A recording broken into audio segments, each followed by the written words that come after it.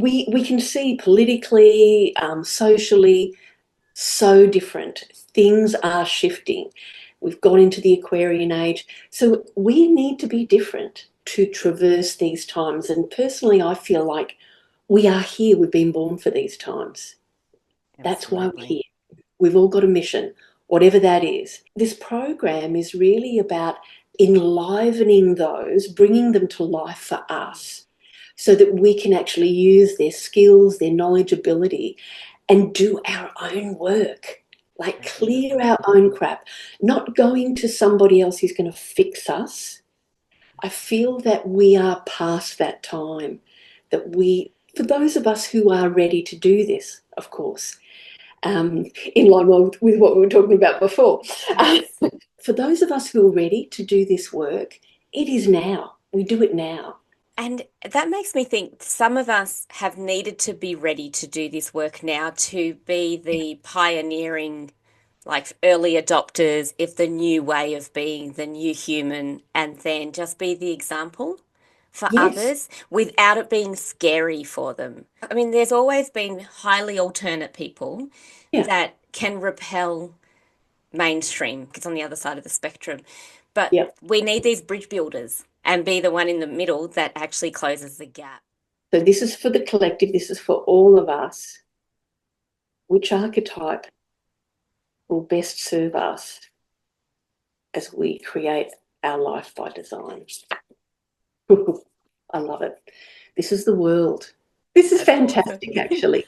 And at the world, they come back together as this whole and complete being about to step into a new chapter, a new cycle. Which is our new human. We are all New human. entering. So what this enables us to do is to actually look back over our shoulder. So for your listeners, if we all look back over our shoulder and see where we've come from. Do you desire to live a life that supports you in thriving? A life based on understanding your unique design and engaging more in your passions? I'm Marie-Nicole and I am devoted to combining beauty, uniqueness and connection in everyday living experiences. As a creative professional and Dharma coach, I help people connect to the truth of who they are and facilitate them in embodying their uniqueness. I am also a mother of two precious young men, and with children in tow, have established and run unique businesses, embraced opportunities that have contributed to my creative career, while creating magical memories and living my life by design too. It's my hope that this podcast inspires you to live your life on your terms and earn your income through being uniquely you.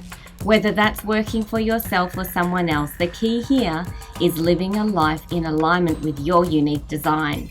After all, it's our unique thread that we each contribute to the collective tapestry that creates the whole.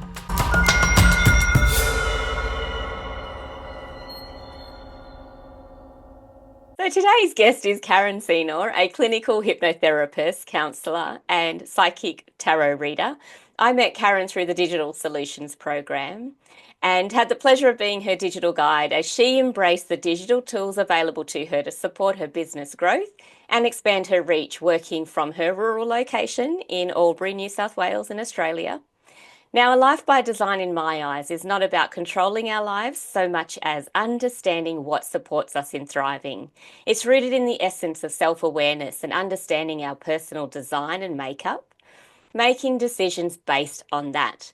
So that said, I'd like to welcome you here today, Karen, and ask you to share with us what the beginning of your journey of designing a life by design rather than following society's rule book looked like for you.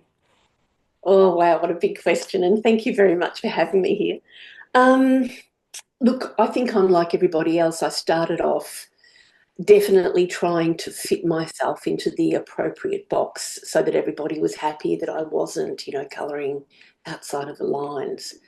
But the truth is that got me burnt out. That does not fit me at all. And I've done a little bit of work with some of these different systems, and thankfully I've had some confirmation that the direction I'm going is does really suit me, not just within my own experience, but there's a structure that says, yes, that's right, Karen, you can't do 9 to 5, 5 days a week. It's not good for you. Yeah. I mean, oh, thank God. So how did I start with that? I think when I really started that was probably about 5 years ago when I really stepped into that. And it was really started to take form when I live in a little house, and I went and did a permaculture course. I think it's a Cert 4 in permaculture design or something like that, through the Albury TAFE or Charles Sturt or something. So I had a whole year out of regular business where I was just sort of like a gap year. Yes, awesome. And I was able to go deep into permaculture and what that is. And so that gave me a system to really look at how I really could live the life that I'd kind of dreamed of, you know, living in an environment and structuring my business to fit that. Yeah. Does that make sense? It does. So were you doing hypnotherapy before that as a I business? was. Yeah. Yeah. So I was running Albury Hypnotherapy Clinic, and I was crazy in a way. Like, I was sometimes in the busy times, I was working 6 days a week, really long hours, you know, starting in the morning, finishing at 9 o'clock, and going, oh my God, I think I need a glass of wine. And one night, after a couple of days of that sort of schedule, and it was serious stuff, you know, people are paying a significant amount of money to get change with serious issues. So you've got to be on, and you've got to really be delivering hardcore, especially if people are doing phobias and extreme fears and things. Yeah, so one night I looked in the mirror and I said, Karen Seinor, you need to take some of this advice for yourself. Yes. Yeah, because basically I got burnt out, and that's what, you know, and I had a series of events, you know, life events. My dad passed away. I was building a house at the time, you know, going through all the challenges that are inherent within that. And yeah, it just tipped me over the edge. And I just I pulled the pin completely.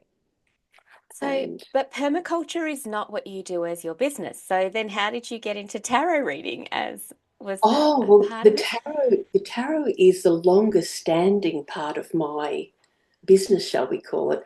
And it's a passion. Yeah.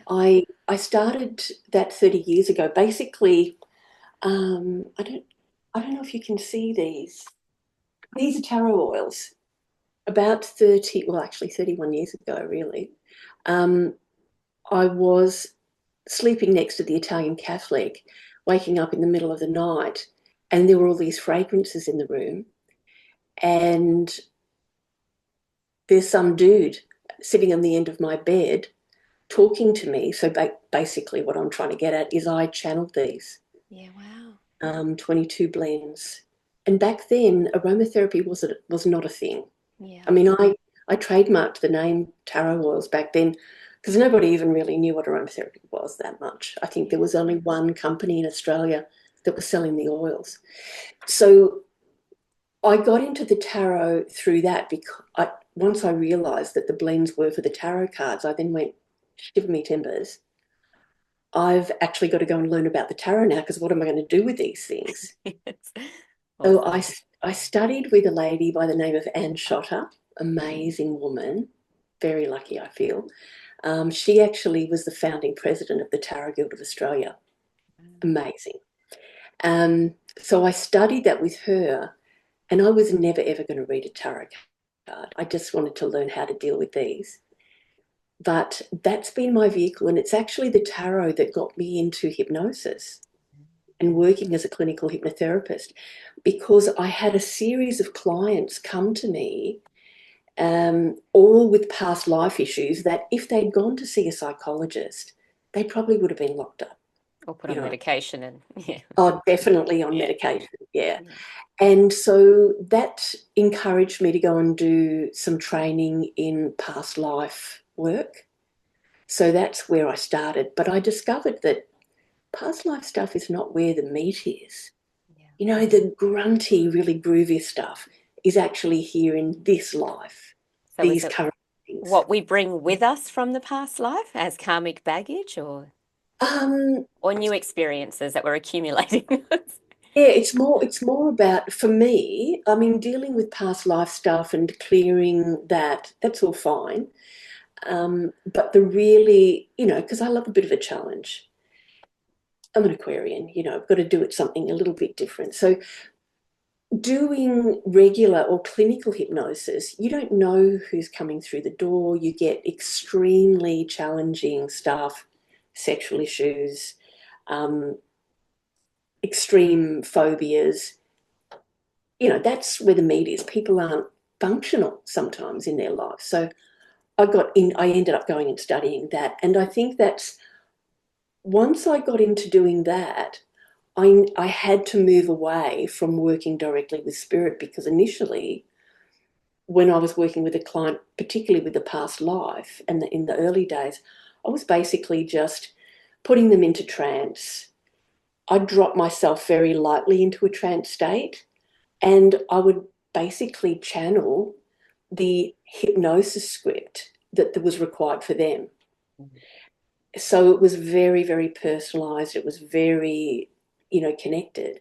But once I got into the business aspect, and I learned about, you know, you've got to get a certain number of people and you've got to make this much money. And once I got into all of that, I couldn't work in that natural, really connected way on a chop, chop, chop, chop basis. So I got lost in there. And that was really, it was actually a bit tragic for me, I think, when I reflect back now. Well, it's all a part of the learning experience, isn't it? Because now it's amplified what you're doing. Yeah, that's right. Yeah. Which actually, I have a question around that. Like your daily, hitting my microphone, your daily life practices. They're potentially, from what I know of you, because I do know a fair bit about you, not everything, but but the listeners don't. So what are some of the things that you do in your daily life practices that seem to have nothing to do with work, but they support you in performing your work and fueling your energy? Yeah. And I guess that's why I mentioned the permaculture previously. That is a great question, actually. Thank you for asking that.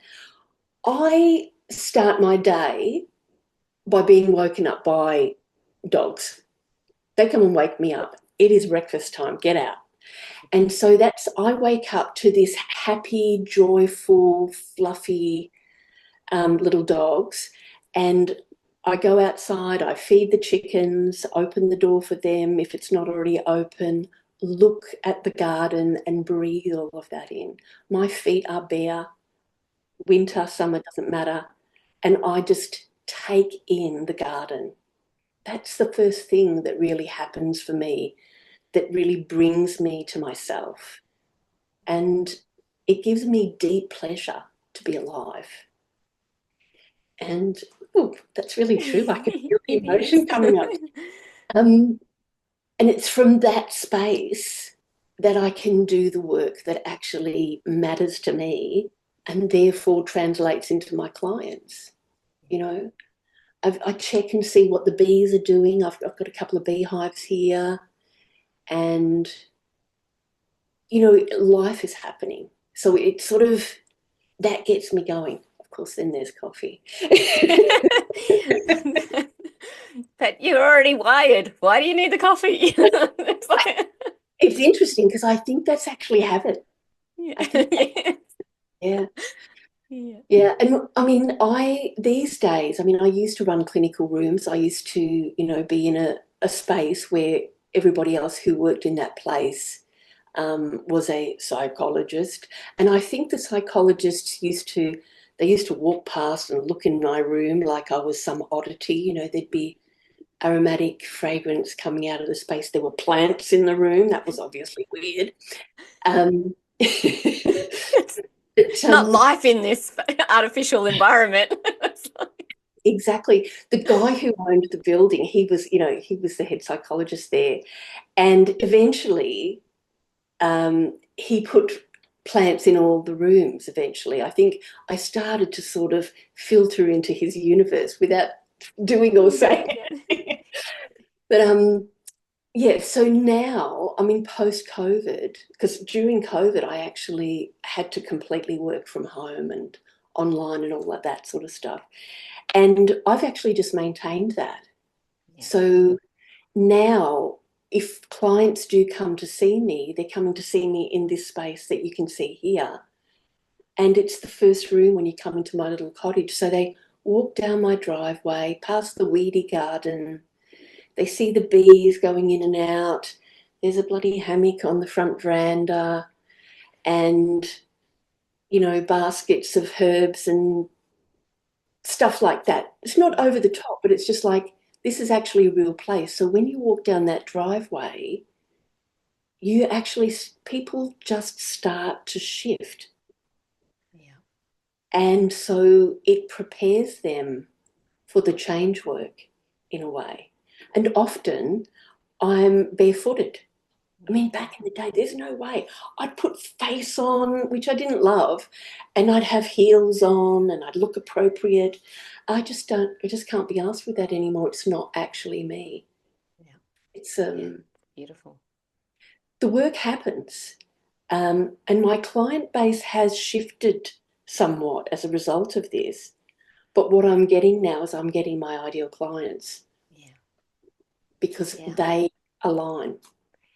When I had a commercial space, I had a long hallway and 2 flights of stairs that people had to go up. So it wasn't very good for people in wheelchairs, which was challenging. And I did have a customer who was in a wheelchair, and I would take things down to the front street for her to have a look at. Yeah. But what you're describing makes me think of what I used to say to the girls who worked with me, that this is our natural filtration system. And there are 2 things that created that. Like, I had put plants out the front. So I'd open the doors and I'd hang up the hanging baskets with trailing plants. And then we'd put little plants in baskets down on the bottom of the doorway. And there were always big pots under the sign on the street, but the entry itself had plants. We had a bakery next door that moved in. It wasn't there when I first opened the shop in that space, but it moved downstairs. And people used to get really frustrated. They were always angry, waiting for their coffee, waiting for their pastry. And the plant on that side always suffered. And I changed the plants so many times, and I would swap them over. Any plant that we put on that side regularly started to wilt. And they got just as much water, just as much of everything else. It was so fascinating to watch. And then we just realized it was actually the energy. But then to come into our space, I had a big white sage stick of incense that would burn every day. I would change it in the afternoon as well. And there would be what you described, where there was this natural calming effect that took place. They came up the stairs. There was music to greet them that just calmed them down. People would often walk in and just start crying, or just, and like they didn't even know what they were crying about. They just had this release of whatever it was they were holding on to. Or they'd walk in and go, I just can be myself in here, even if it's not their style. It just let them release whatever the tension was. And so it was fascinating. So I completely understand that experience. But the question I have for you about, because we need to maintain ourselves to be able to support other people. So I imagine you're very creative in what you do, in the way that you manage your work. So what supports your creative process other than the garden? Is there anything else? Well, other than the garden. Or is that it? It's like, No, that's not it. I think the garden is symbolic for me rather than the whole entire thing, because it is a system. The bees and it's like everything working together, and that is a constant reminder to me that I am part of this system and I have to take care of myself. Otherwise, this system can't be sustained. So I do things like, I meditate. I don't meditate for hours on end or get lost in my navel or anything like that. But I do spend most days at least 15 minutes just sitting in that space, dropping into my heart space. And what I've taken to doing lately, and the other thing I do is I always pick a card for the day. Beautiful. You know, sometimes I'll actually pick a card when I have a particular client coming, and I will, because I'll see them come out the window, and my cards are just there, and I'll just ask in my mind, okay, which energy do I need to hold to support this person to get what they need? And I'll pick that card. So it helps me to shift into the right mindset and energetic space to to meet their need, because everybody who comes is seeking something specific. Yeah. They might think, oh, I've got a problem with sleep, or I need some, if they're having a reading, I need to figure out what I'm going to do for the year ahead. But how I am when they arrive and when we're interacting, that's a key factor. Yeah. Yeah. Has that answered the question? I think I've wandered off on a little meander That's there. okay. It doesn't matter if you have. But in terms of, I asked what supports your creative process, and that is a part of that because it's how you support your clients, and you need to do things in a way that is creative. It allows for creative flow, which is what you describe. Unless there's something else that comes to mind that you want to share. I think I'm a pretty simple soul. I don't, and I'm not very good at being rigorous. That is a real challenge for me, and you know that. I'm not judging anything here. I'm not good at following the tick box. I can do it for set periods of time, and then I'm like, oh, do I have to tick the box? And I just get, but in truth, having a bit of a system is very helpful for me because it creates spaces where I can do stuff. One of the things that I do, and this is like, I guess in a way it's reverse engineering, is an idea will come to me often when I'm like, I broke a bone in my foot back in September and I was forced to be still. I couldn't be rushing around going places. I had to stay home. I was like a little prisoner in the cottage. And during that time, I was gifted with these fantastic ideas about new offerings to deliver. One of them was, the crone work program that I'm going to do. And I mean, I haven't done that before. This is going to be new for me. So I drafted that all up, and I've got the plan. I know what I'm going to do, and I've put it out there. But in truth, I'm kind of reverse engineering this. So I've created some pressure for myself. I have dates, I've got people who've enrolled, and I've got my draft plan. So I do well under a little bit of creating a little bit of pressure for myself. And so, I will bog in for a period of time. I'll like, under that, it's like, I've got to deliver this. So then I'll just get in and I'll do the things, and I'll meditate and I'll do some research and all that. So that is part of how I do that creative process, I guess. It all fluffs in, and then I do some hardcore intense work. Yes. Yeah. I can relate to that completely. And I think that you may find that everyone could actually benefit from that, because that is how, when you look at the seasons of like nature and the way cycles, there are times for dormancy, and then there's times to go hard, and then there's times to let go, prepare for dormancy. And so if we don't set ourselves that time frame, then we can end up just lulling along, and what I don't get done today, I can put off till tomorrow, and then you never actually get to it. So, yeah. I know you're enjoying the episode, but I just want to take a moment to share some information with you about the Digital Solutions Program, which is one of the ways you can work with me as a coach, in this case, as your digital guide. If you'd like support in your digital presence as a micro or small business owner in New South Wales, Australia, running a for-profit business, you can take advantage of this heavily government-funded program that I contribute to as a digital guide, where you pay a small one-off fee of $45 plus GST and receive up to 4 hours of one-to-one coaching to support you in your digital journey, focusing specifically on your needs in the digital space, which does not have to be as daunting for you when you establish systems and processes and use easily accessible digital tools to support you in expanding your reach to connect with potential customers, either in your community or way beyond the boundaries of your LGA. In the show notes, you'll find my affiliate link to register for the program, and when you do, you'll automatically be assigned to me as your guide. During our initial session, we work together on ascertaining exactly what it is that would be best for you to receive support with, and then we take it from there. If you wish to read the testimonials of some of the clients I have helped through this program, I'll also include a link to the page on my website where you'll find those. Now back to the episode. So I have a question about something that you don't think you could live without. Like, is there anything you can't imagine living without right now? I feel like you may have already answered it, but there might be something that you've not said. So From a business or perspective, just life, because this is about life. And for me, life and business is all in one. yeah, So, yeah, okay.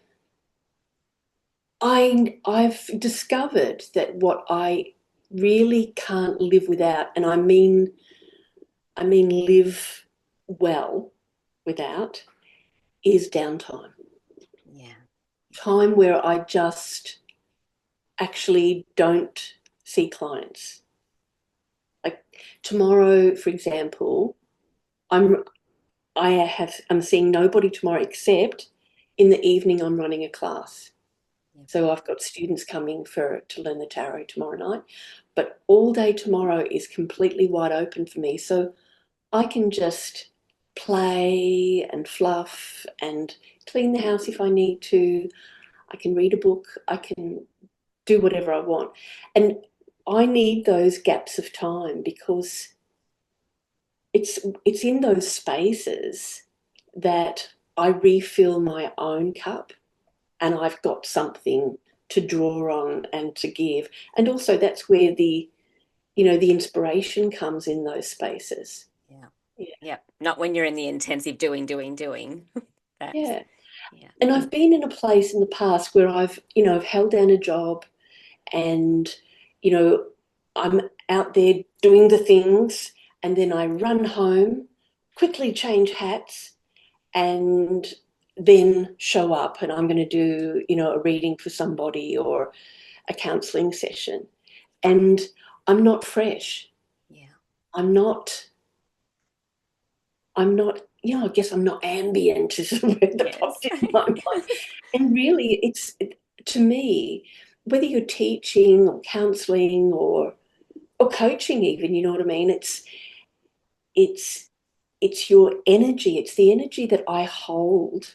So for example, with the tarot course, realistically, all those people who come into that course, the information is out there. They can Google this crap and they can Google the meaning of 78 tarot cards and it'll all download for them. They're not coming to me for that. No.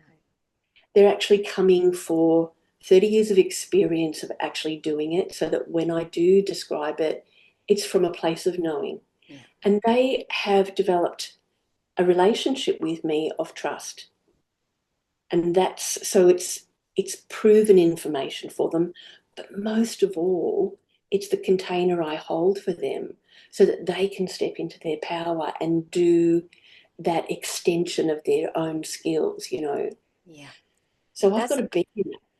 I was actually thinking that it's not even just the people that have known you for a long time, because you can meet someone new Mm, and you can present, I mean, not even say much, but hold the space with the energy that says, I have this inner wisdom, a lived yep, experience. I don't need to justify. I just know. And Yeah. so, and they feel that and then Uh, go, actually, I feel like I can trust you with this, even though I don't know you. So, mm, yeah, I think fostering that is really important. yeah. Yeah. And when we're stretched, for me anyway, when I'm stretched and I'm trying to fit too much into my life, I can't be that version of myself. Yeah. Yeah. And I don't That, even like that version of I myself, know. you know.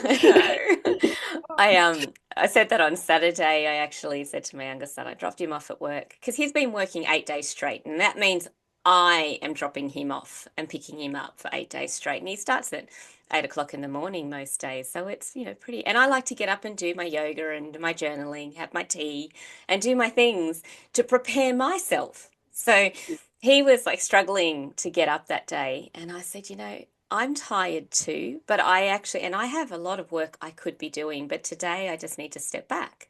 And Yeah.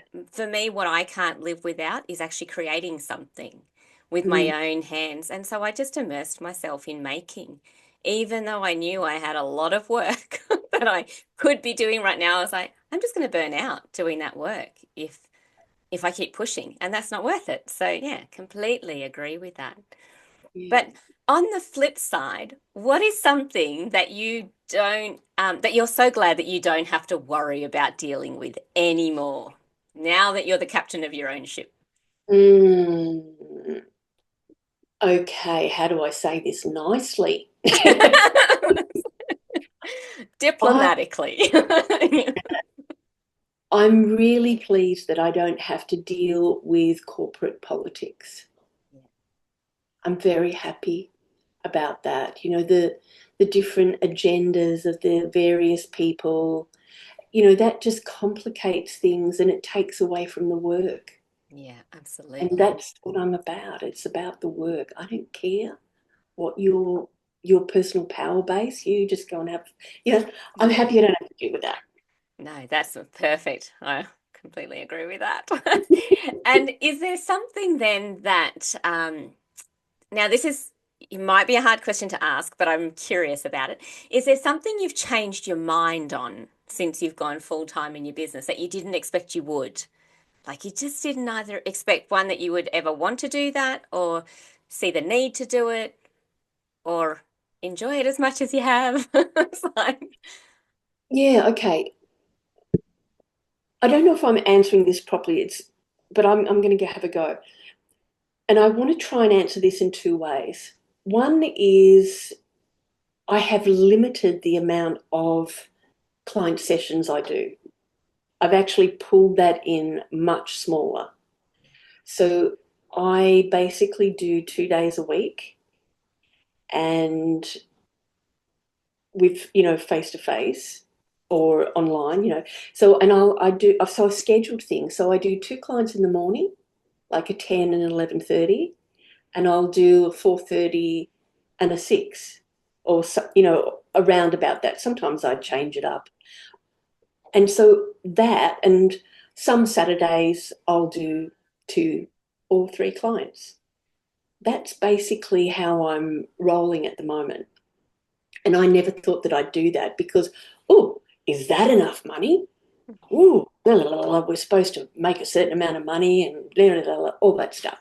So I didn't really expect myself to do that, but I have discovered that that works really well for me because the the client work is not the only thing I want to do.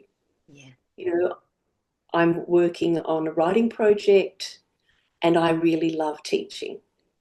So I need space to put those things into my world and I need time to hang out in the garden and go for walks with puppy dogs. Connect with your system. Yes. And Exactly. that is exactly what a life by design is all about. And that's another conversation I had with my youngest son this morning about I fed all the veranda plants with sea salt the other day or yesterday. And I was like, I actually have neglected them over the last week, and I feel really bad about that. I haven't fed them for 2 weeks or Mm. watered them as well, or just talked to them, just connected with the plants. And I was like, we can spend our life just like working, working, working to make the money to buy the things that we need, and then we end up buying herbs in plastic bags. It's like going, Yeah. because the herbs outside are suffering and non-existent. And it's like, oh, I should just actually spend time with the herbs. It's like, Yep. yeah. So I agree 100%. Yeah. So, and the other thing that I've done that I never thought I would do is I've got a lovely website now. I'm very happy with it. And that in itself was a big process. So there's two things with that. In the past, I had the blue clinical hypnotherapy website, and I had the earthy, grunty, brown tarot website. I had these two separate things, completely different identities. So in the blue clinical hypnotherapy website, I was very lovely. And in the tarot one, I was way more real. What I've done in recent times is I've shifted that. I've offloaded the BS version of myself. The facade. Yes, the facade. And I've now got this pale pink and pale green website that's all, spiritual and feminine and things like that. And it is the only downside to it is that blokes don't feel 100% comfortable with it. But some of them still push through. Yeah, and they need it too. They need to touch the feminine side themselves.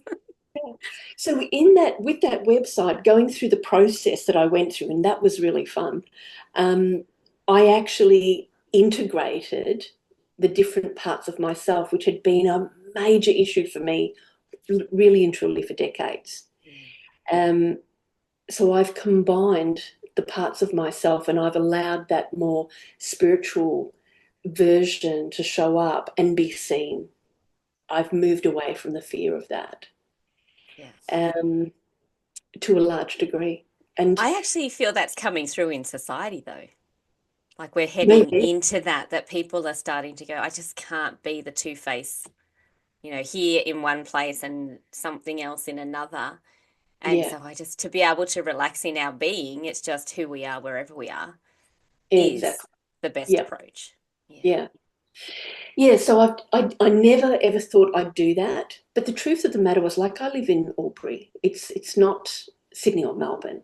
Yeah. And so what I did find later is that the only person who was ever sort of fooled by this two versions of Karen was basically Karen and any person I didn't want to have as a client. Yes. And so that was amusing.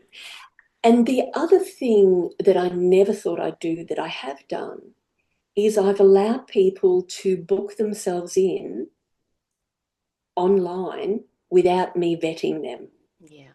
I never So thought I'd do that. yeah, so you're just welcoming in who's called. But then your website is the filtration. Yes, in it is really, it is, yeah. Yes, it does frighten away the people that would be a good match, but I never imagined that I would do that because historically, and a lot of that was to do with my client base back then, I guess. Yeah, that would be true. I would, and I wouldn't accept an email. I had to actually speak to them on the telephone before I would book them in. Do you get a sense of their energy even when their name comes in or when you receive their booking? Do I get it from the name?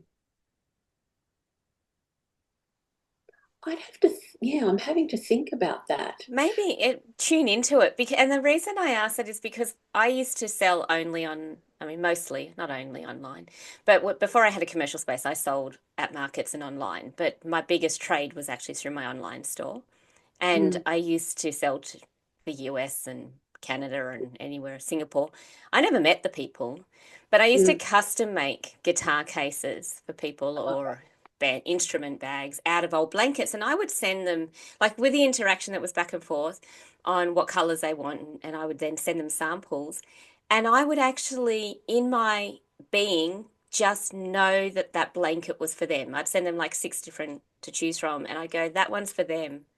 And guaranteed they'd pick that blanket. And it became a game. I was like, but I'd never spoken. I didn't hear the resonance of their voice or anything. It was just something in the words that Yeah. made me go, that's for them. And then they'd pick it. They go, see, I knew that. It's like, very good. That's interesting.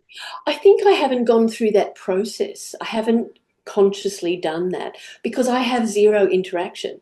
They actually go onto the website, they book and pay at that time. They get sent an email, I get sent an email. Yeah. If they're coming to see me in person, that's the only time I then send them my address with directions on how to get here Yeah. by email or text or both.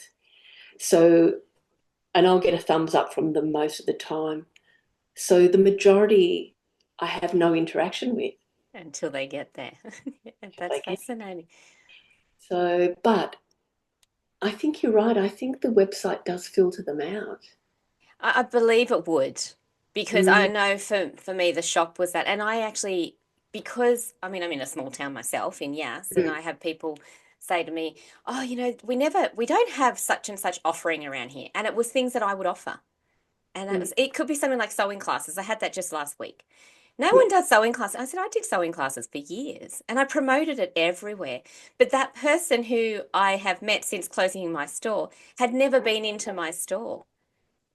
And wow. I've had people for years go, I didn't even know you were there. Like have lived here for 40 years, and during COVID Mm, bumped into them waiting in a queue at a cafe for my coffee, and they're like, oh, I love that kangaroo vest that you've got on, or that vest. And I'm like, oh, it's kangaroo. And the owner of the coffee shop says, oh, she makes them just over the road.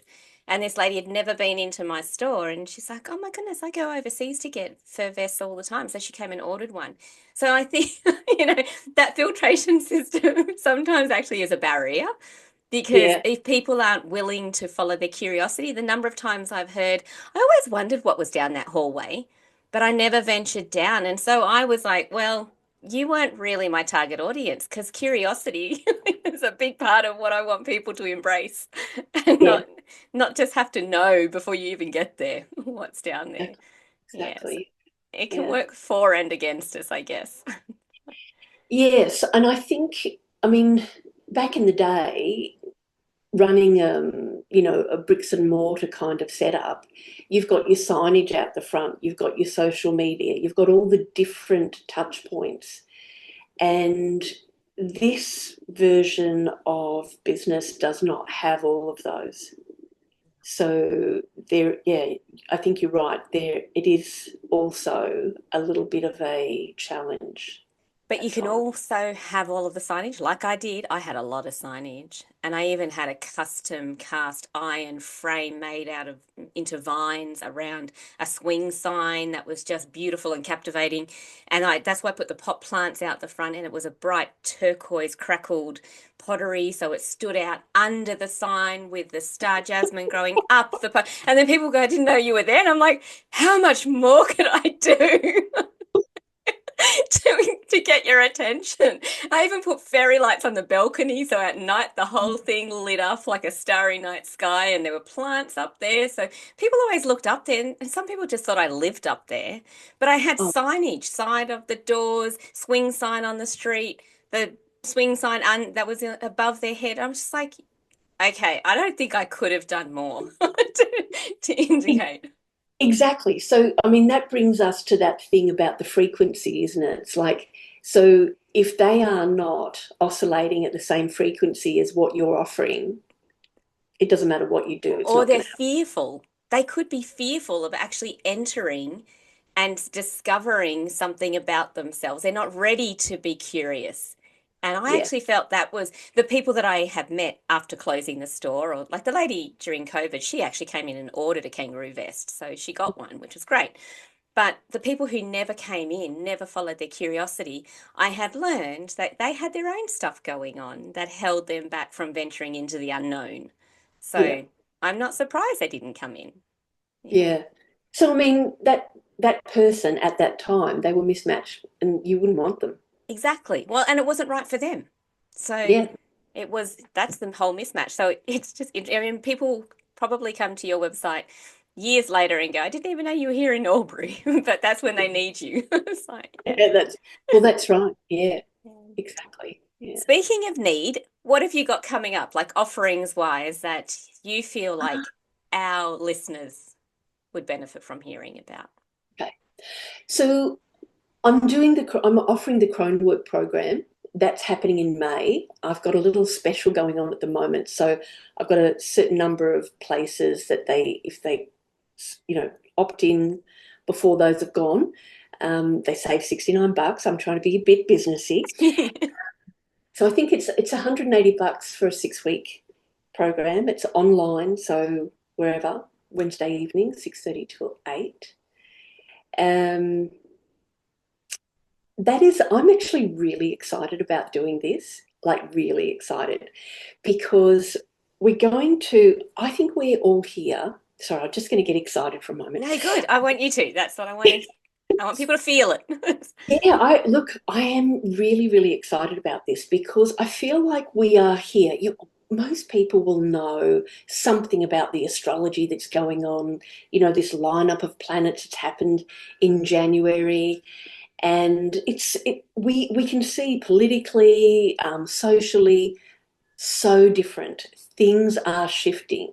We've gone into the Aquarian age. So we need to be different.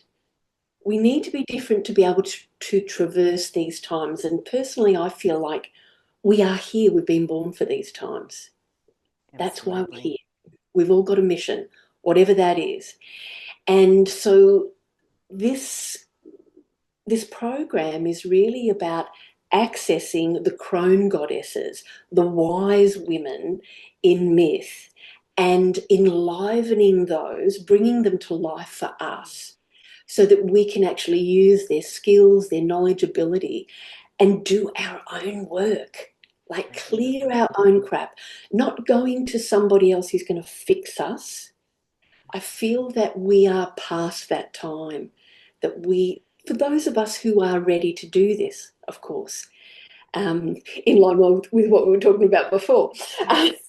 Because for some people this would be spooky, but for those of us who are ready to do this work, it is now. We do it now. And that makes me think some of us have needed to be ready to do this work now, to be the pioneering, like early adopters of the new way of being, the new human, and then just be the example for others without it being scary for them.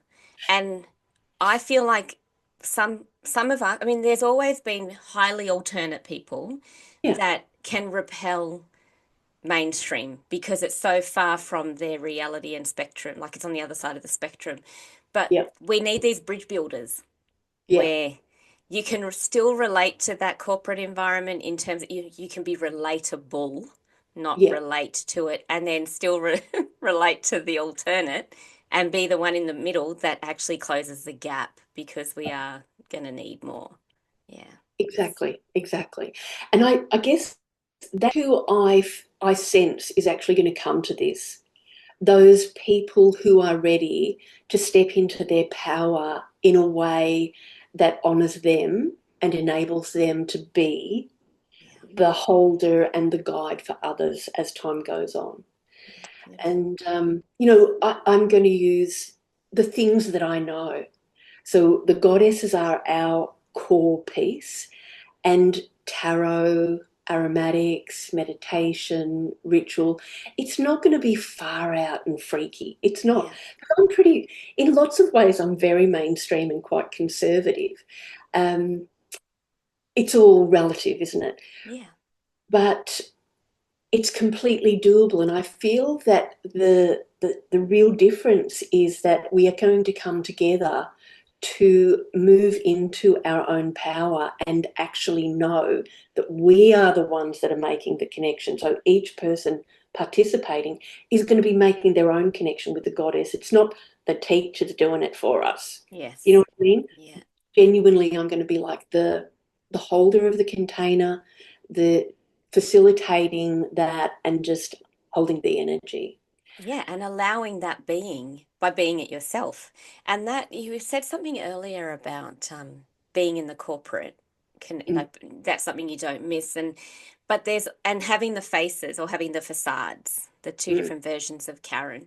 I was a part of the business chamber committee for a few years. Like, I was a big part of the business chamber. I was very active, and then I actually became a committee member.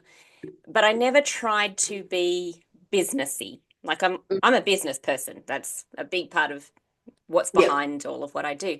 But I remember when it got to a time where I decided I needed to leave because, my marriage had ended, and I was like, I can't manage this, all the extra volunteering.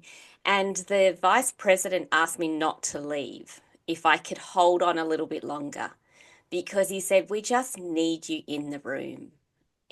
I didn't need to say anything. Often I wouldn't. I would sit in those meetings and I would just listen, and then I would write a big email afterwards. Okay, I've been reflecting on what we were talking about. Like, I'd say a little bit, but then I would send through this like reflection on points that we should potentially consider and suggestions of how we can approach things with a little bit more empathy and understanding. And he said, by you being in the room, it actually automatically makes us want to be better and do better and think about things from another perspective. Because much like you described, we're a part of a system, and you are a part of your ecosystem, and you influence that. We're in that in our communities as well. So, but we don't have to go out there and preach our message for people to hear it. They can feel it and go, there's something different about that one. It's like, and just being in their presence makes me want to do something different. So that's really powerful what you're doing for not only the individual, but your community. Well, actually, it's global, you said. It's online. Yes, I really want to go beyond just here, because I see, like, I've lived in the US, I've lived in other places, and so I want it to, and plus I've got to pay the bills. I've got to keep the lights on here. So it needs to be beyond my community. And I feel that this is important enough that it's going to be received elsewhere. Absolutely. And we need little seeds planted in various communities, not all in one concentrated area. So that's right. That's exactly right. Absolutely. Now, the other thing that I'm going to do, which is a little bit connected to this, is in March, I'm going to do a presentation for the Tarot Guild of Australia. And I've been a member of the Tarot Guild for a long time. And I was on the committee for a while. I was a president of the guild for a little while. So I'll be doing a presentation in Melbourne on March the 1st. So you can check out their website if you're interested in getting up on that. And I'm going to play with this concept of the crone energy in the tarot, because of course in the crone work I'm going to be using things like tarot.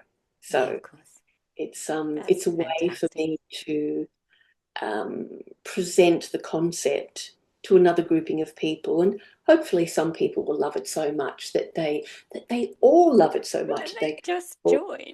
Yes. And if not, you've planted the seed for when they're ready to down the track. 100%.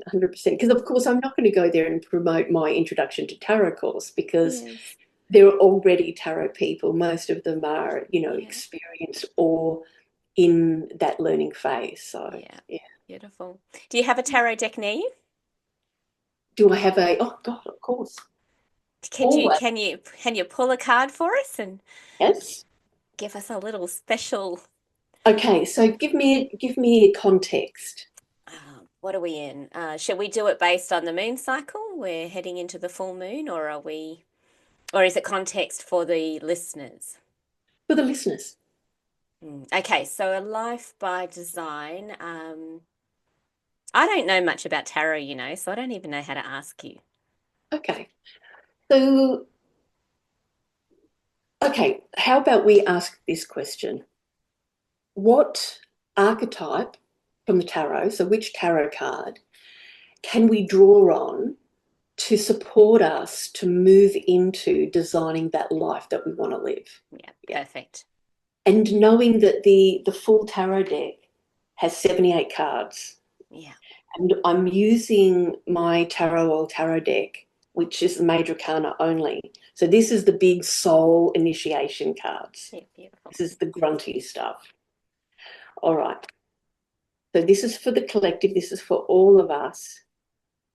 Which archetype will best serve us as we create our life by design? I love it. This is the world. Oh, wow. Well, Yeah. there's your global reach right there. That's it. That's This is awesome. fantastic, actually, because in the traditional tarot deck, this will show a hermaphrodite. So because at the beginning of the tarot journey, we've got zero the fool. It's the soul when it incarnates into physical existence, and it moves through the cards 1 through 21. So the soul does the journey of each lesson. When we get to card 21, the world, that soul has done it all.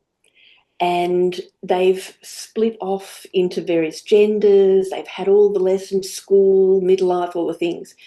And at the world, they come back together as this whole and complete being about to step into a new chapter, a new cycle. Yeah. perfect. So this is where you get to have your cake and eat it too. Yes, which is our new human. We are all New human. entering. So what this enables us to do is to actually look back over our shoulder.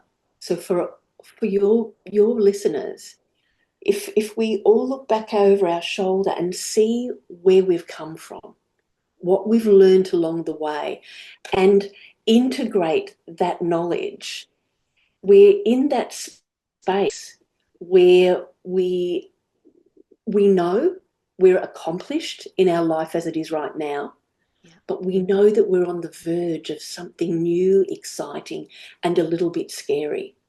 But we are prepared with our courage to step into it. So the world is really about putting the stake in the ground and going, I'm going to make the step through. Yeah.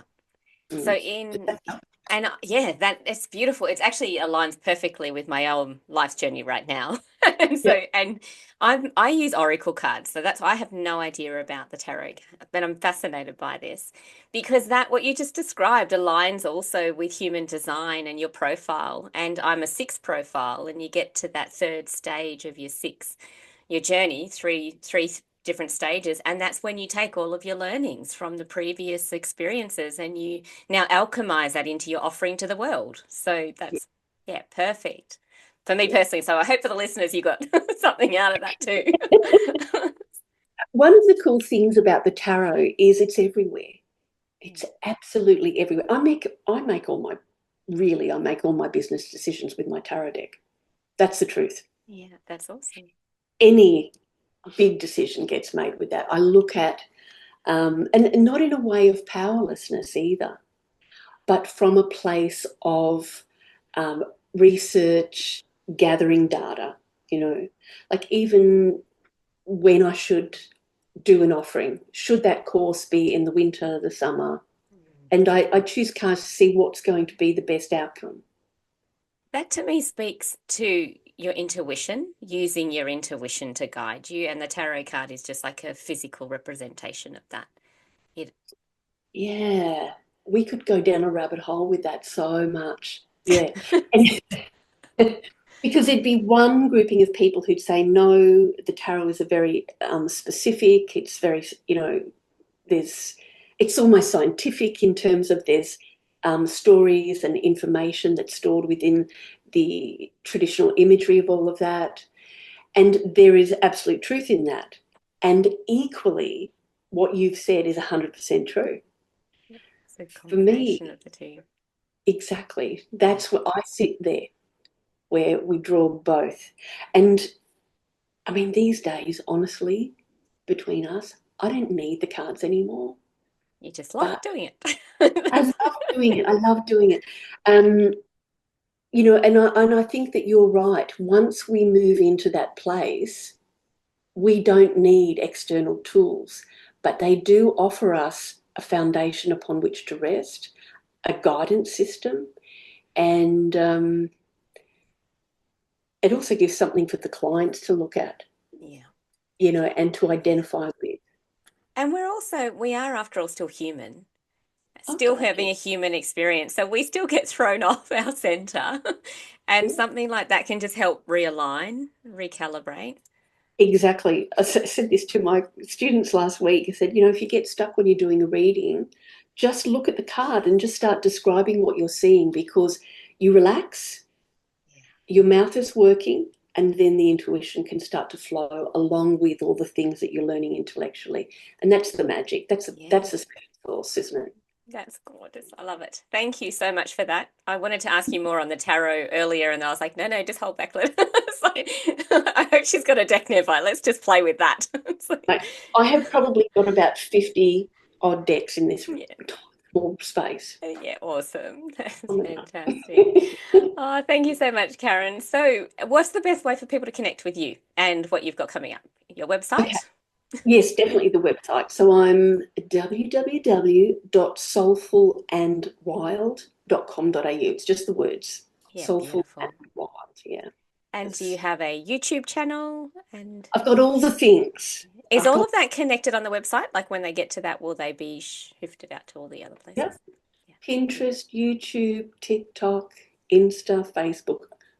Everywhere. Yeah, beautiful. Yeah, actually, I was listening to one of your videos from the membership this morning about tweaking those a little bit for each of the platforms. And I was like, oh, yes, I Yeah. think I might do that. I'll play with that.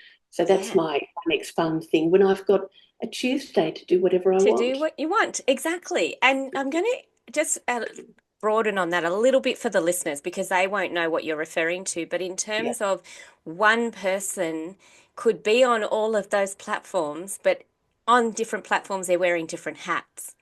So we're not, I mean, it's like we're both business owners, but we also loved barefoot gardening and, out there in wild nature. So if we're on Instagram, we may not be in our business mind. So that's where you're just tweaking it a little bit, still directing them to your offering, but tweaking it to where they're at, using Yeah. wording that connects them to the message and then direct them to the offering. So that's what that is about. Yes. Thank you for that. That's all right. Beautiful. Well, Happy. thank you. Oh, it's my pleasure. And I really do look forward to continuing to see you to see you thrive and soar in business and life because it's such a pleasure having worked with you as a digital coach, digital guide in the coaching world. It's been so beautiful to witness you just go I mean, you were always energetic and always thriving, but just taking things to the next level. It's really beautiful. So thank you for sharing your stories and your insights and the tarot card reading today. I'm going to rewatch this and take in everything you said. But yeah, that's beautiful. Thank you. Let me take a moment to share what the Soaring membership is about and how it could be just what you need right now. This is about taking a holistic approach to business and life. For a small monthly fee of $33, you can join alongside others doing business to their own beat, also contributing their unique thread to the collective tapestry. This is a group gathering I facilitate every fortnight, working in a cyclical manner to grow and thrive in business and life, taking inspiration from nature, working with the energy of the moon cycle, which correlates with our personal cycle for those operating in a female human vehicle, taking the opportunity also to connect with other people and receive that ongoing support and encouragement, not feeling alone in our quest. In between gatherings, I also support you through videos and activities that will guide you through considering all aspects of business, not just looking at the dollars, but connecting you back to your bigger picture vision, understanding what truly supports you personally in thriving, and encouraging you to lean into things that you may be resisting to take action on, because they are just on the edge of your growth and you feel a little uncomfortable doing them. Having support and encouragement makes such a big difference in actually realizing our dreams, rather than feeling like we need to justify why the choices we are making are so important to us. There's no need to justify your why to anyone. In this community, we get it. We are all working on refining our unique offerings to contribute to the collective. It's not frivolous or selfish to harness your uniqueness and contribute from that place, rather than try to mold yourself into roles that you just were not designed for. Because you know deep down inside, at a soul level, that it is the variety of shapes, sizes, and colours that completes the puzzle that forms a bigger picture of the collective, and that we are not all meant to be the same. So join us on this journey of becoming the outer expression of your inner essence, and come and soar alongside of us. You'll find the link to join us in the show notes. So thank you for listening all the way to the end of this episode. I hope that it provided you with insights and inspiration that you need right now on your quest of fostering thriving. Please do pass this episode on to someone you think would get value out of it too. And I'd really appreciate if you leave a review for this podcast on Apple or Spotify, or a comment on YouTube. I'd love to hear any insights or inspirations this activated in you, and look forward to drumming, dancing, or soaring alongside of you.